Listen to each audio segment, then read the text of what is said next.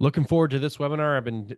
I was thinking this weekend what to cover, and did have a couple of people reach out asking me to go over how to use the price divergence scanner.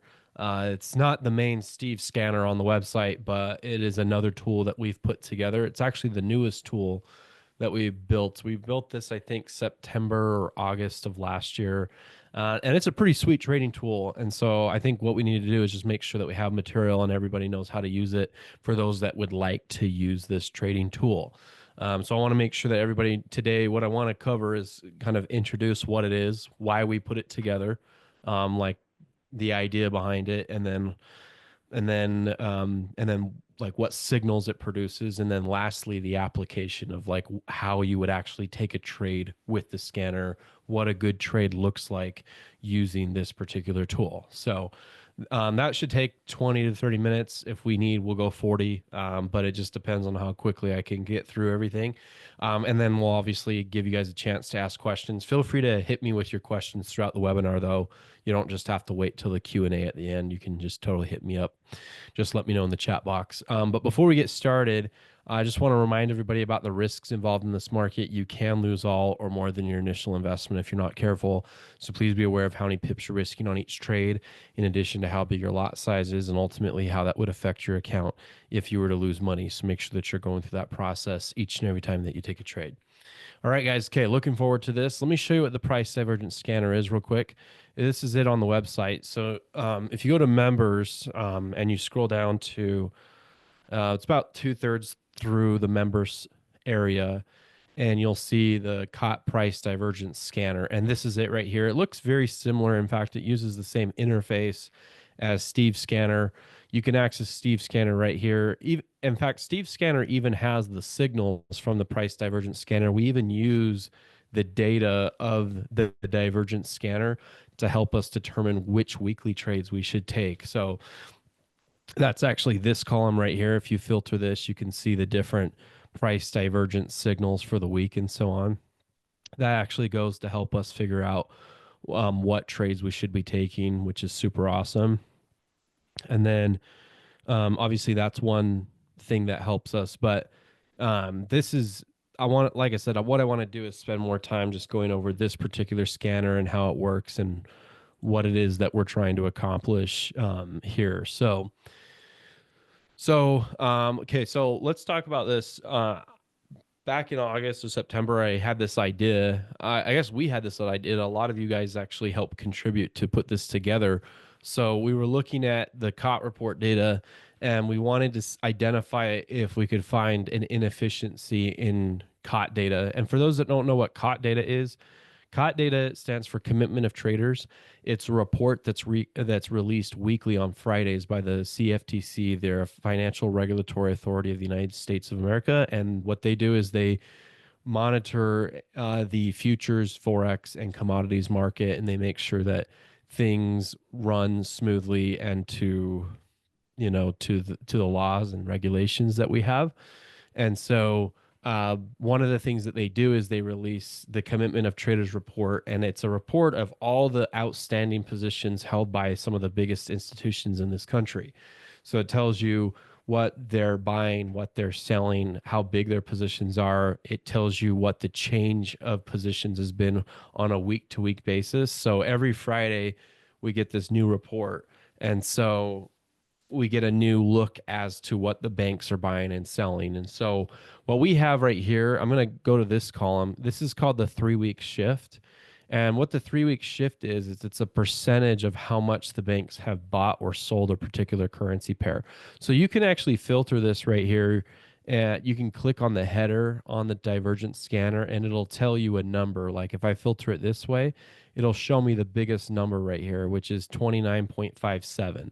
What does that number mean? So 29.57 is a percentage. In fact, one of the things I need to do is actually make that a percentage so that people know what that number actually represents. But 29.57, it's just saying that the banks have increased their positions on this currency pair, which happens to be the Canadian franc.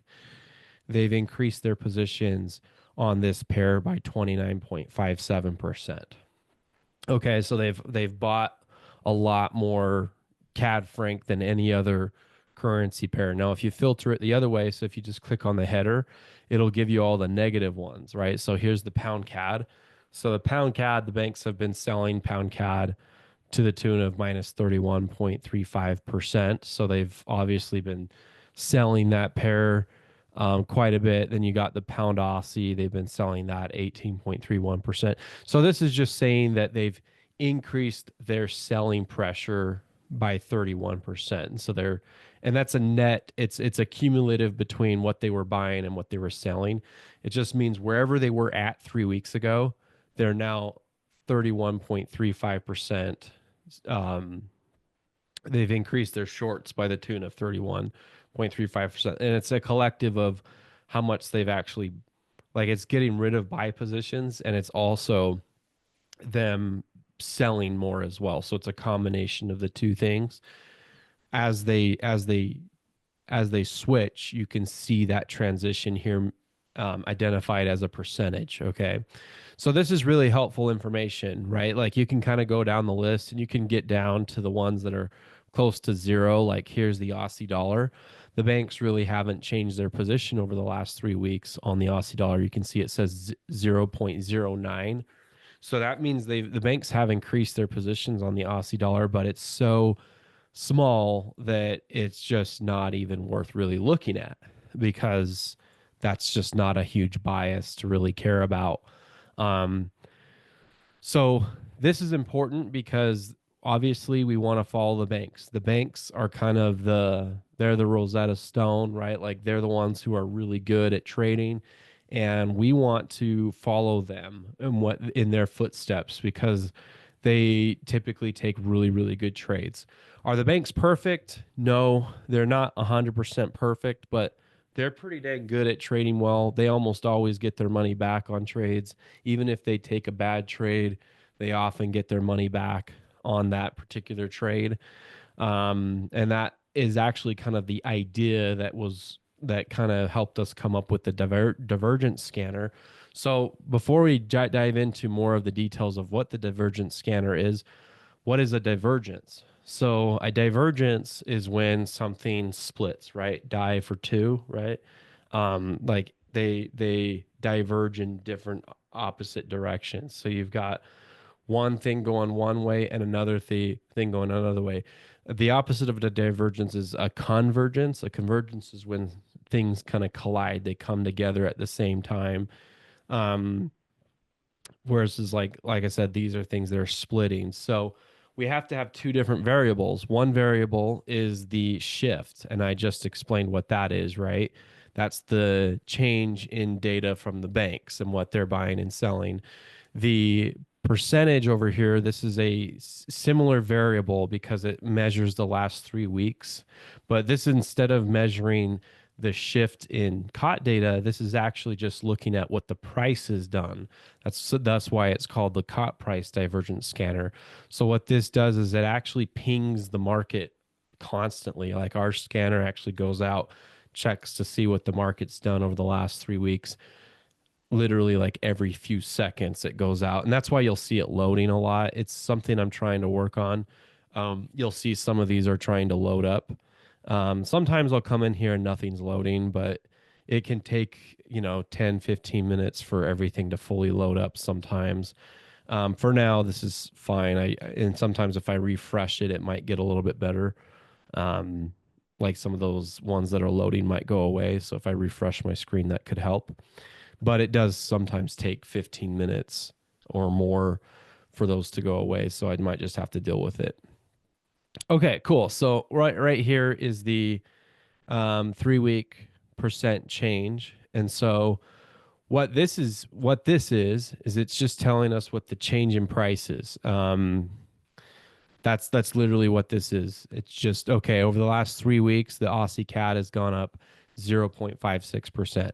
On the Aussie franc, it's up 1.22%. On AJ is down 1.23. And then you've got, and so on. Like, and you can filter this also by like, most sold or most bought. Like, right here, you got oil. These two are loading, so we don't know what those are going to be, but oil's up 4.73%. Gold over 3 weeks, gold is up 3.95% over 3 weeks. The US 30 index is up 2.35%, right? And so on. And then you got all the other currency pairs kind of listed through here, and so on. Okay. So these are the two variables that we're diverging, or we're using these two variables to identify, like I said, that divergence, right? And so when the 3 week percent change has, let's say, a really positive shift, like let's say the market's going up a lot, but the banks, the COT data has a negative shift, that would be considered a divergence. And so this scanner, what it does is it recognizes that. It says, hey, I got the price going up right now, but the banks have clearly been selling the last 3 weeks. That's an inefficiency, that's a divergence. And so what it means is that there's likely going to be some kind of reversal coming in the future. So that's what it means to you as a trader, and that's how it's going to help you, is to identify potential reversals before they even come into play. This is meant to be traded as a swing trade. Okay, this is not something that you should look at and be like, oh, I guess, like, let's find a good example of one right now. In fact, let me see if I can find a good signal, um because a lot of stuff is loading at the moment. I had some strong buys earlier. I wonder if the scanner's updated and it's no longer indicating strong buys or strong sells on a few of these. Let's try this again.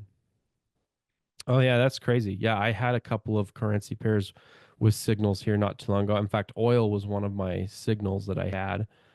Um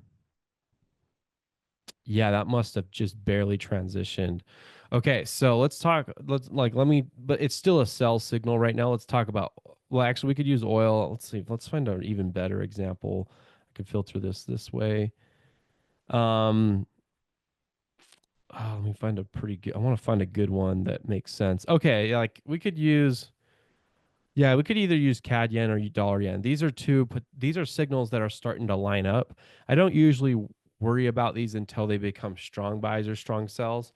Although these are starting to get ready, so you can look at them now. Like let's look at the dollar yen. Okay, so the dollar yen is down 2.12% over the last 3 weeks. Meanwhile, the banks have actually slightly bought this currency pair. Not a lot. They've increased their positions by 3% over 3 weeks. That's not a really big increase. It's not something I'd be like super excited about, but it is a little bit of an inefficiency. Thus, why we have a buy signal right now on the dollar yen, according to the Divergence scanner. Okay. Now, with that said, um, this isn't quite something I would trade yet because it's not a strong buy. I wouldn't say that it's really reached a heavy bias yet. CAD yen is getting a little bit closer. It's still not quite there. I actually think CAD yen will continue down for a little bit longer, but eventually this could become a really good opportunity because look at this. You've got right here the price of the CJ. So CAD yen is actually down 1.96% over the last 3 weeks, and the 3 week shift on this is positive 16.20. So that's a decent shift. Like the banks have definitely been trying to buy CAD yen. I actually think their goal is to buy more CAD yen. I think it's possible. We even took a sell limit on this. We were hoping that this trade continues down for a little bit longer. I think it will. That's why the scanner, I've actually tuned this up a little bit to not issue signals too early. I've gotten a lot better at that. So this scanner is very picky. Like it's only going to send you an alert when it really is about time, which is good because timing is really important with these types of swing trades. So you've got some signals that are starting to line up. They're just not quite there yet. But one of the cool things about this scanner is it does update during the week. So Steve's scanner doesn't really see updates during the week, which is a good thing because we're just trying to take the top trade of the week at the beginning of the week and hold those until Friday. But this one can change. In fact, just while I've been sitting here, oil went from a strong sell to just a sell, just barely. That happened because when before I got on the call with you guys, I was actually going to use oil as a great example, and I'll still even use that as an example because oil, let's see, where is oil? It was let's see, can I find oil on here? There it is. Yeah, so this is a really good one. This actually was just at a strong sell a few moments ago. This is probably the best sell right now. And I think one of the reasons why it's no longer a strong sell is because if you look at oil, it's just been collapsing. Oil is down 2% today. And so it's actually been a strong sell for a while now. We've been according to the price divergence scanner, it's been trying to tell people about this opportunity for a long time. And so basically what this is what's going on here is you got this really big change in price. So oil's up a lot over the last 3 weeks, a ton. However, the banks have been buying too in that same period, but it's not a big enough shift to make sense for the amount of. So the banks have definitely been buying, but the thing is, the way the scanner looks at this data is it looks at the two side by side, and I programmed it so that it knows what to do on this situation. So even though the banks have been buying, the amount that this has gone up just doesn't make sense. Like that's such a huge move for oil in 3 weeks that this amount of buying doesn't really justify how much that's gone up.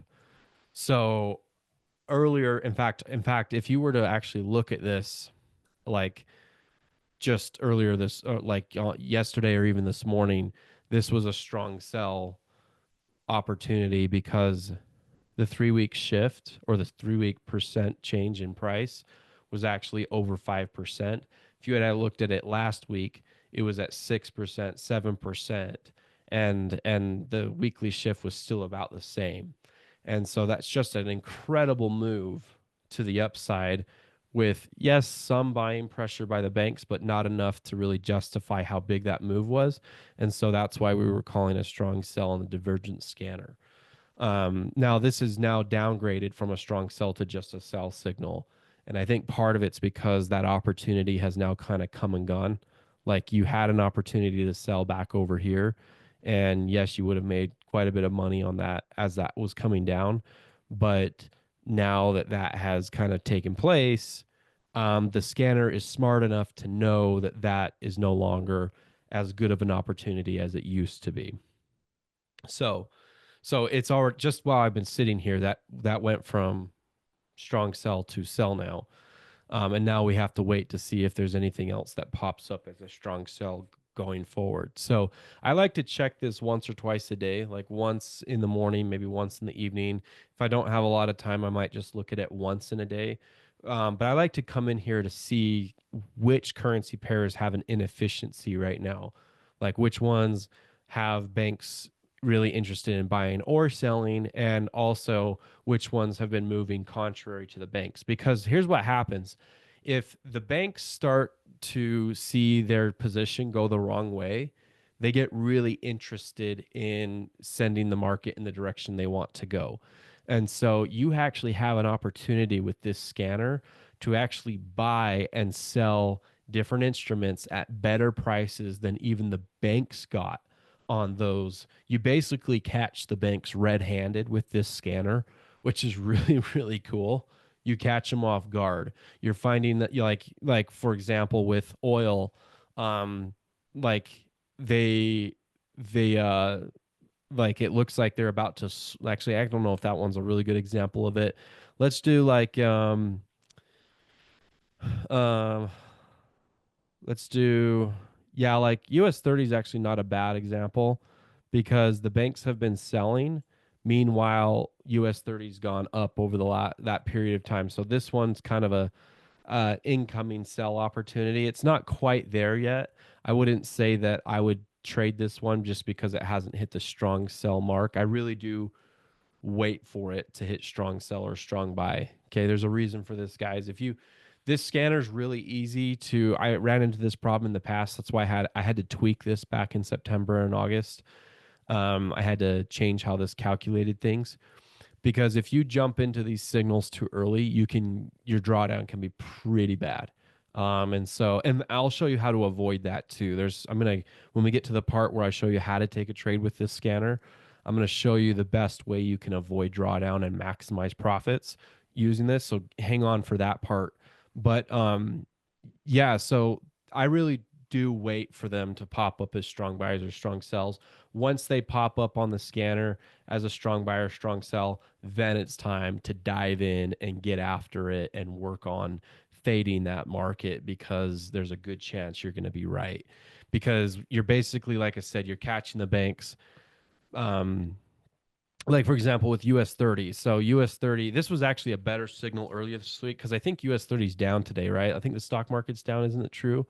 Am I wrong? Oh, I guess no, I guess US 30 is up today, which is weird because isn't NASDAQ? Yeah, look at the This is kind of a weird day. Am I looking at this right, guys? Like US 30 is up a half of a percent, but NASDAQ is down 3%. Ugh, what a strange day, isn't that? That's crazy. Very strange day. Okay. So anyway, let's go back to US 30. So with US 30, the banks have been selling US 30. Like if you go back and look at the Divergence scanner, right?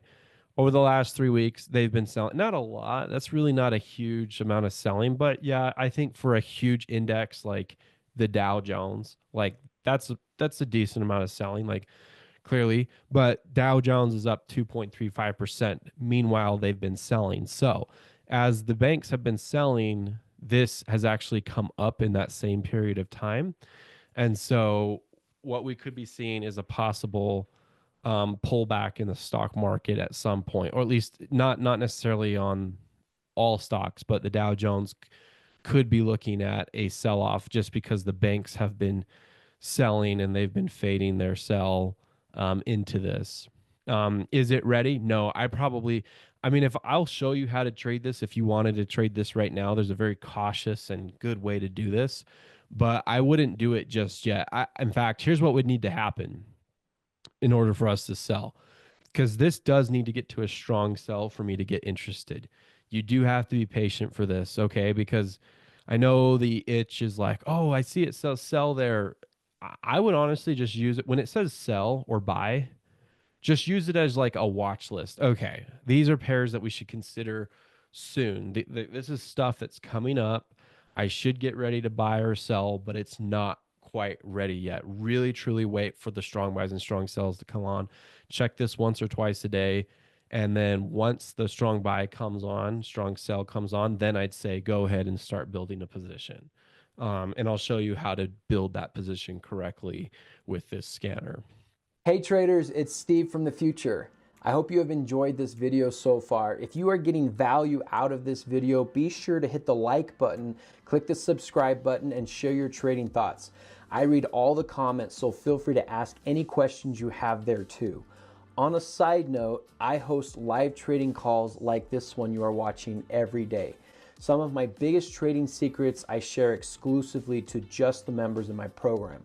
I host these live trading calls every day, Monday through Friday at 11 a.m. Eastern. I also host a basic training webinar every Monday for the newer traders and the regular COT report and sentiment trading webinars every Wednesday night at 8 and 9 p.m. Eastern for the advanced and aspiring traders.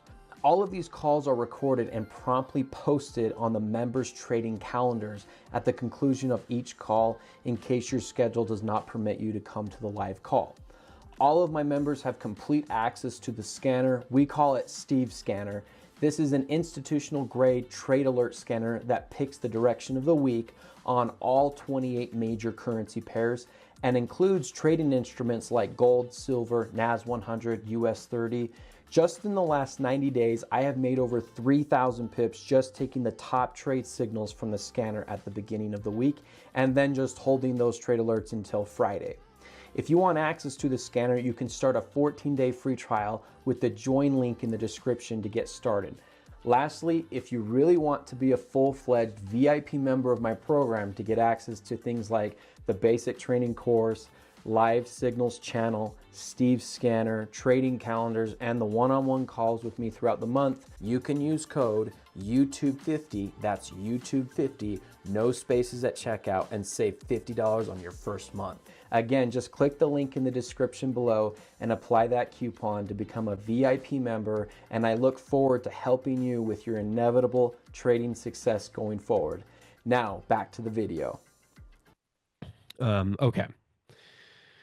Okay. So, by the way, you'll notice on here like a lot of neutral signals right in the middle. Why are these neutral, guys? So here's why. Look at this. NZD franc up 1.33%. Banks bought 12.23%. That's not an inefficiency. That's exactly what the market should do, right? Because the banks have been buying and the market's up while the banks have been buying. No, I don't disagree. Like, of course, that's supposed to happen, right? You look at like this one, pound Aussie, it's down 1.28% in the last 3 weeks. Meanwhile, the banks have sold it 18.31%. Well, that makes a lot of sense because, no kidding, the banks have been selling. So that's why the market went down. So that's what the neutrals are. That's why they're not signals, is because the market's doing exactly what it's supposed to be doing, right? It kind of makes sense, right? So if you see negative numbers next to negative numbers, that's perfect. Positive next numbers next to positive numbers, that's perfect. Where it gets really weird is stuff like this, like with CAD yen, where you got a negative number but positive over here by the banks, right? Or you got um like with Nasdaq, this is actually kind of an interesting thing. Nasdaq, they're actually saying that potential buy on Nasdaq might be coming soon. On this, the scan. When I say they, like our scanner is saying that a potential buy might be coming soon. Here's why. It's not quite ready yet, but Nasdaq is actually getting close because Nasdaq is down a lot over 3 weeks. 3.61% is actually a pretty steep pullback, for the amount that has been sold. So the banks have been selling NASDAQ to the tune of 4.06%, which is obviously they're selling. And so it does make sense that the market's gone down since they've been selling, and we can see that here. But for the amount that pulled back, this doesn't really make sense. And so that's why this is saying that a buy, like it's a potential buy. Like if you wanted to, you could probably like short at this point. Like I might even consider this like a short on Dow Jones, short US 30, buy NASDAQ, just because it's possible that we see NASDAQ start to flip positive again. But it's not quite ready. Again, I wouldn't touch this until it turns strong buy. Um, and that it's actually NASDAQ's actually really close because I think, yeah, it needs to hit a certain threshold. Once it reaches a certain threshold, it'll be there. So if we saw like NASDAQ go down another percentage, like if it went from four, or if it went from the 4% that it's down right now to 5% down, it would probably flip to a strong buy on the NAS 100. And so we might want to consider that soon. Um, so Cot data is not going to change until this weekend. So all of this stuff is fixed except the price. The price can fluctuate throughout the week. As price fluctuates, that's going to change up the signals, and it's going to issue a new signal throughout the week. I mean, even like what I said, while we've been sitting here, the signals have even changed just slightly. There's been a couple of signals that have moved out of their, like oil went from strong sell to just sell. So um, but yeah, definitely be patient, because what can happen with these, like I said, is you could get in way too early with this. And so I've tuned this up so that, like I said, it's pretty much going to be almost spot on. Like if something gets into a territory where it's really out of, it's like a rubber band, right? You've got price going one way, you got the banks going the other way. It can't keep doing that forever. Eventually something's going to snap, and price and the banks are going to start to come back and line up with each other again. And so this scanner kind of just identifies when the rubber band's getting pretty tight, and then gets out like that, that's when we want to identify and go in, because you're going to actually have an advantage over the banks with this scanner, which is just absurd. Like, to think that you'll actually get a better price than the banks is really cool to me. Um, okay, so any questions up to this point? The next part that I want to end on is showing you guys actually how to take successful trades from this scanner. Like how I would go in here and take a trade each week using this. Okay. Because obviously this is very, very powerful. It's a swing trading scanner. So if you just take the strong buys and strong sells, I have a high level of confidence that you'd be very, very successful. But let me show you the best way I know how to be successful with this. Let me give you an example of one. Um, let's say, for example, you wanted to take this NAS 100 trade. So this is one that's getting close. Oh, by the way, before I do that, I have one more thing I need to show you. There's another column here. This is called the price divergence ranking. What is the ranking, guys? So this ranking is just how this part you don't really need to worry about too much, but the higher the number or the more negative the number that you get in this ranking, so you can filter this. It means that it's the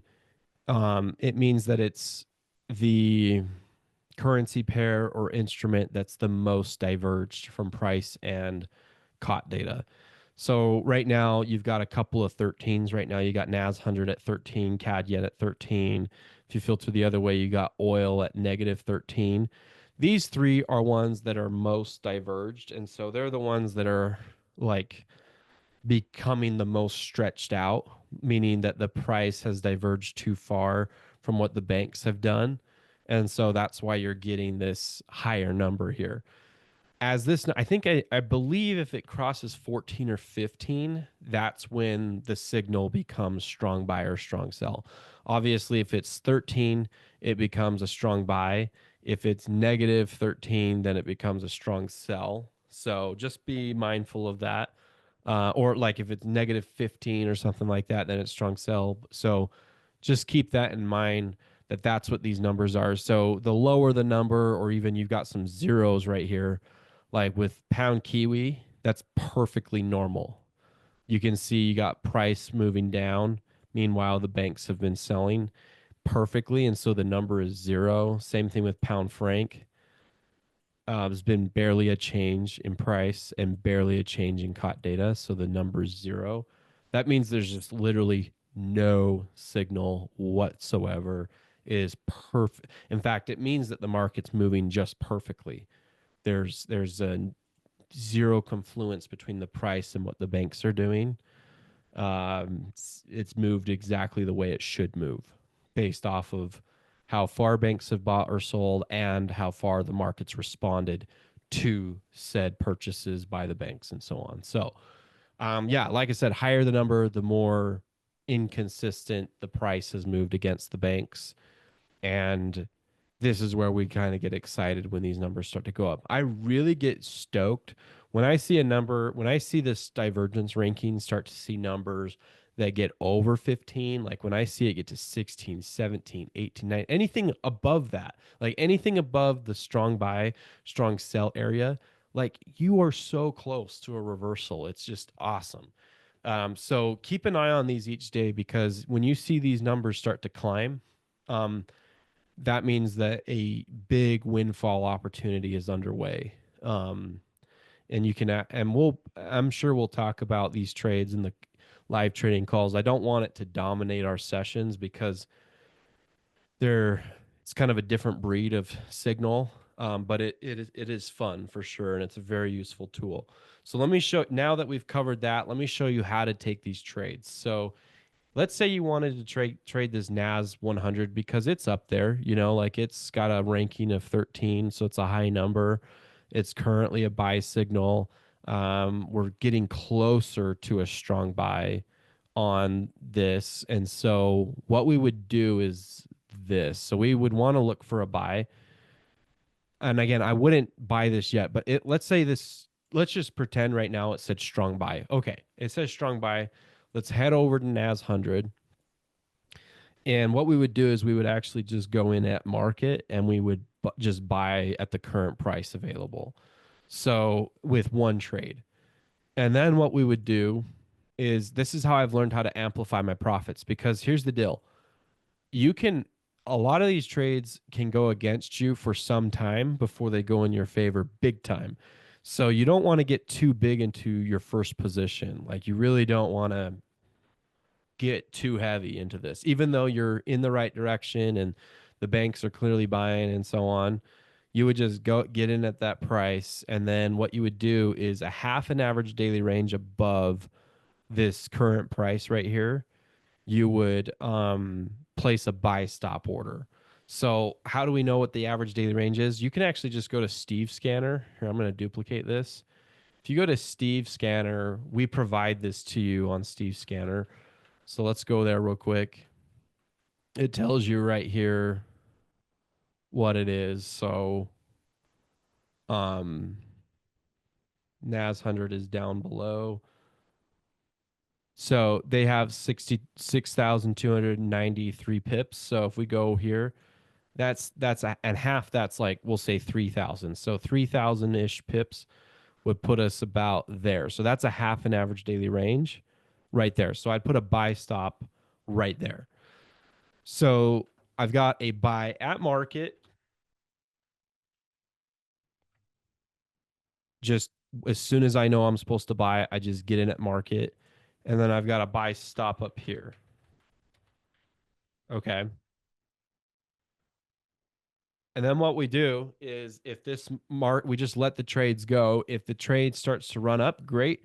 We'll add to that trade as it continues up, because again, this is a swing trade. Typically, these signals are really good. They're worth their weight in gold, and so you can hang on to these trades for several days. There's a really good chance that if that signal lights up, that you can hang on to this for a while. I've held on to some of these for max 2 weeks. I don't usually hold on to them for more than 2 weeks. By then, usually get new signals and new opportunities that come along, and these don't take more than a week or two to play out. So but sometimes you do need to go more than a week. So I've had that. You might want to consider that if you're thinking about holding these trades for a while. Okay, so what this does is if you're correct and this trade works out, you have the potential to amplify your profits through the second order. So you got the first order that's making money, and then the second order you're adding to a winning trade is essentially what we're trying to do. And we're spacing them a half an average daily range apart. Okay, so you just got to go to Steve Scanner and just find out what the average. It just tells you right here. There's the ADR. So you just go look up the ADR for whichever pair you're going to trade. You know, if it's a forex pair, it's going to look a little more normal. If it's a CFD, it's going to have a really big number, like gold, silver, US 30. These have really big numbers. So you're just going to have to tune that into whatever you're trading and then space them apart. Okay. Now let's say you get in and the first day you get into this trade, you're in it early and the trade gets a little worse, like it goes against you. Okay. So you bought in, you're now down on that market order. What you're going to do is you're going to readjust that buy stop the next day. And so, you're going to be like, okay, the market's now down here. 3,000 pips is like right there, which would be in half an average daily range for the NAS 100, and now you're readjusting that buy stop that hasn't triggered yet. So that way, if the market starts to come back up, you can then trigger into this buy stop as the market comes back up. So you're basically adding into the trade only if it starts to come back in your favor. Because if the market just continues down, let's say 2 days later, the market just goes even lower, we don't want to trigger into that buy. We'll just readjust. We'll be like, okay, this has been 2 or 3 days now. The signal is still really good. Let's go ahead and put a buy stop now there, a buy stop, the same buy stop. Let's just readjust this. And now it's there instead. And what this does is now if the market is ready to just rip in your favor big time, all of a sudden you trigger into another buy as it starts to go in your favor, and you cover the loss on this original buy market trade, or it goes back to even, and you've got this buy stop that's now making you money. The nice thing about trading this way is what it does is it protects you from significant loss, because you're only scaling into a trade when it finally goes in your favor. The other thing you should know is when and if this market goes against you. Okay, so let me move this back away from here. Let's say the market goes against you right when you get in. The signal gets better if it goes against you, actually. So the divergence scanner will actually become an even stronger strong buy or strong sell. In this case, if the NAS 100 were to collapse even more right now, this would turn into a strong buy very quickly, because of how the divergence works. Because price would continue to go away from the banks in a way that would be outside of the purview of what the banks have done, and so it would be an abnormal move. It would not make a lot of sense for NAS 100 to collapse that far, knowing that the banks have only sold 4% of their position. Like that's not a big enough sell off to maintain like a 7-10% pullback. It just doesn't make a lot of sense. So if NAS 100 kept going down from where it's at today, then this signal is actually just going to get better and better. And so that's why I'm saying just be patient. If you just keep replacing that buy stop until the market starts to rip into your favor, great. Um, Now, another thing that can happen is you could get tripped into both of those trades, and then the market can go back against you again. That's possible. You do need to keep an eye on what the signal says, because when do you get out of these trades? Well, if I would say honestly, if the signal goes from strong buy or strong sell to just buy or sell, I would probably start to get out, or especially if it goes back to neutral. If you get a strong buy that was strong buy on Monday, but then by Thursday it's neutral, yeah, definitely just close all your positions. So that's a way you can kind of figure out, if you're not really good at picking prices, where to take profits, which no one is perfect at doing that, right? A good rule of thumb is just to follow what the scanner says. If the scanner's like, yeah, this signal that you got into on Monday looked really good on Monday, but now today it's just, you've made your money and now it's just a neutral signal, then yeah, just get out. As soon as it says that would be the smart thing to do. I would even consider taking profits on a signal that went from strong buy to just buy. Like, there's no guarantee on that. So you might want to consider taking half your profits off the table. Um, So this is what I've done to kind of limit risk. By the way, what I've also done as far as a stop loss goes is I do a full average daily range for my stop loss. So that's on both trades. So if I were to get in at here, let's move this out of the way. If I got in at market right here, and a full average daily range is, if you go to the scanner, Steve scanner specifically, full average daily range is 6,293 pips. So you would come over here and you would measure this and you'd be like, okay, 6,000 is like right around there. So that would be my stop loss on the buy market. Now you'd want a different stop loss for this buy stop. Let's say you had a buy stop right here. You would want to go down 6,000 from there and put a stop loss for that one right around there. That way, you're only risking or a full daily range on each trade, up to 2 trades. So if you wanted to risk a full percent on this position, what you would do is you would allocate a 0.5% of your account to the buy market and another 0.5% of your account to the buy stop. That way, you're risking a total of 1% on this trade, but half of it goes to the buy market and half the buy stop. That's one way to do it. You could also, there's nothing wrong, by the way, you can also do this. You can have a third order. You can have another buy stop if you wanted to. That's totally fine. I do this all the time. Um, like you could have another buy stop order in there.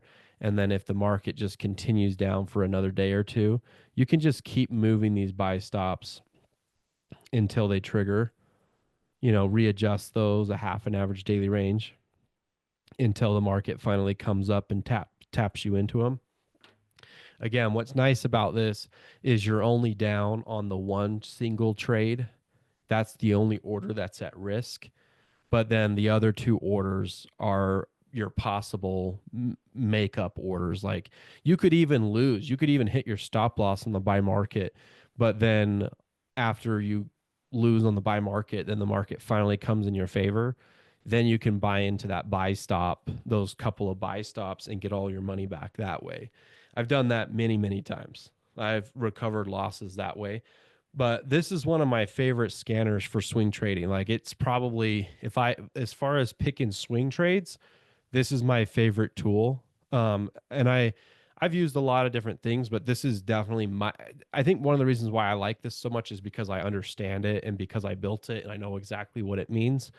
Um, so it's like, so if you're trying to fade the market, if you're trying to scale into something, this is my favorite thing to scale into on a swing trading thing. But you got to be careful because one of the things that a lot of retail traders try to do when they scale into positions. How many of you have done this? I'm guilty of this.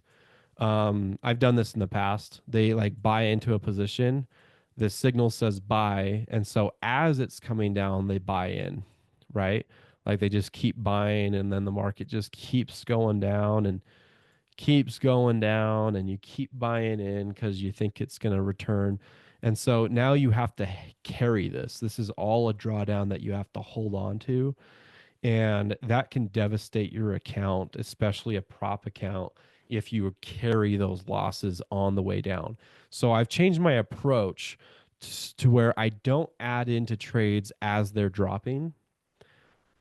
Like if I like this trade as a potential buy, but not as it's dropping. What I do is I remove these buy stops and I'll still place them. I'll still get into these trades, right? But I will only get into them instead as the market starts to, build its way back to the upside. That's when I'll get in. It's because this way of doing it still gets you into a big old trade. You can make a lot of money on these types of trades and just like earth-shattering amounts of profits when these things rip back in your favor. You just have to make sure that these get entered into as the market's starting to change, as structure breaks are indicating that this is the new direction.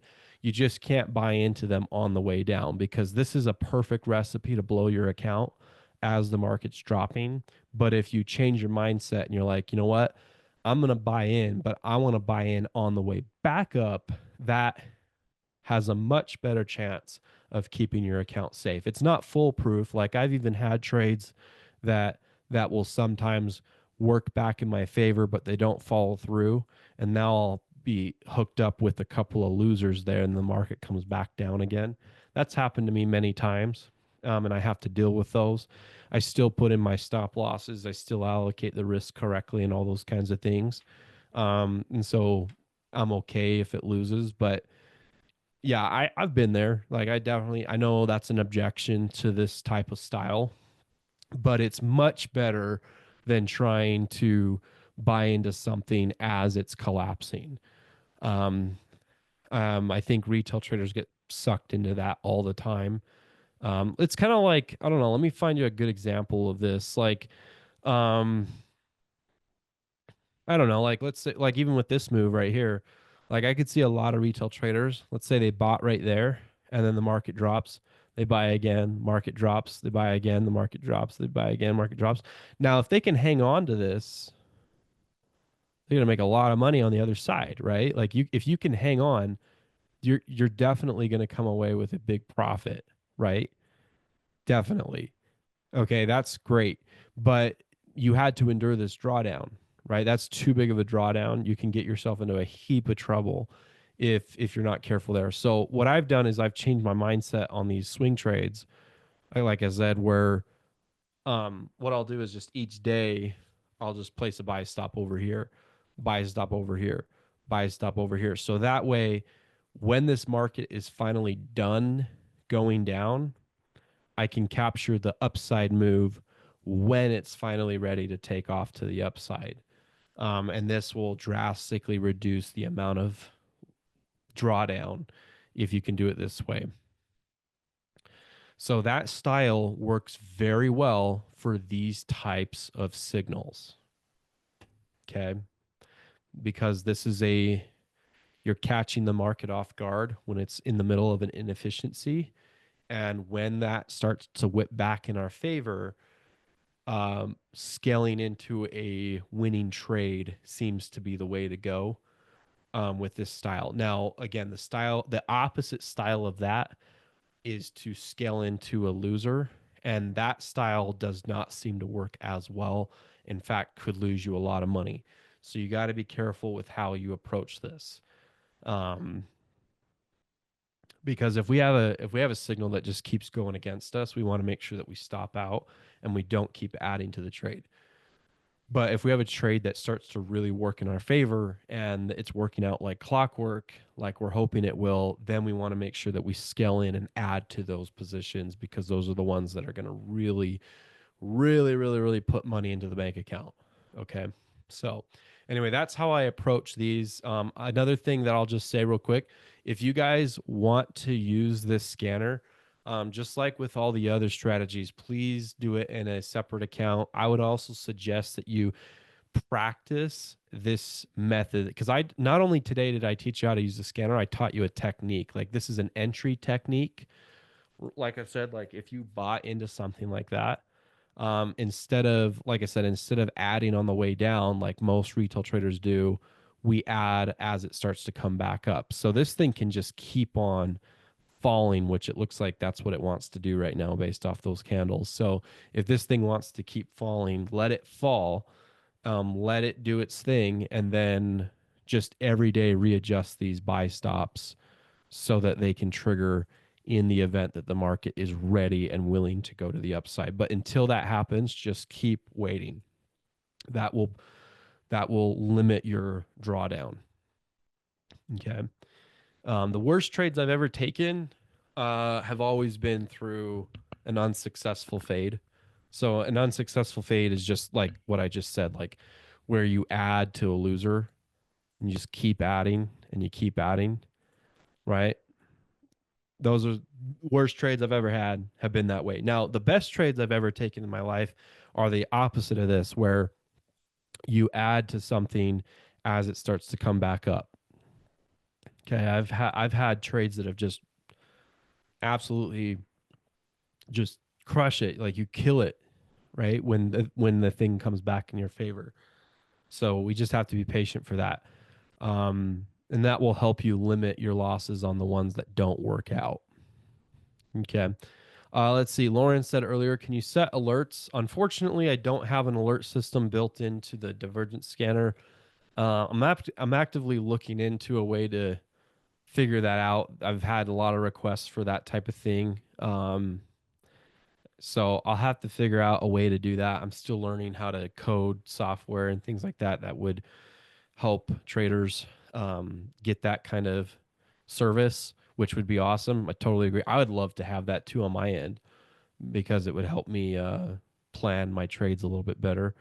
I mean, this is not going to change all too much. Like if I refresh this right now, my guess is it's probably about the same as it was 15 minutes ago. Probably hasn't changed too much.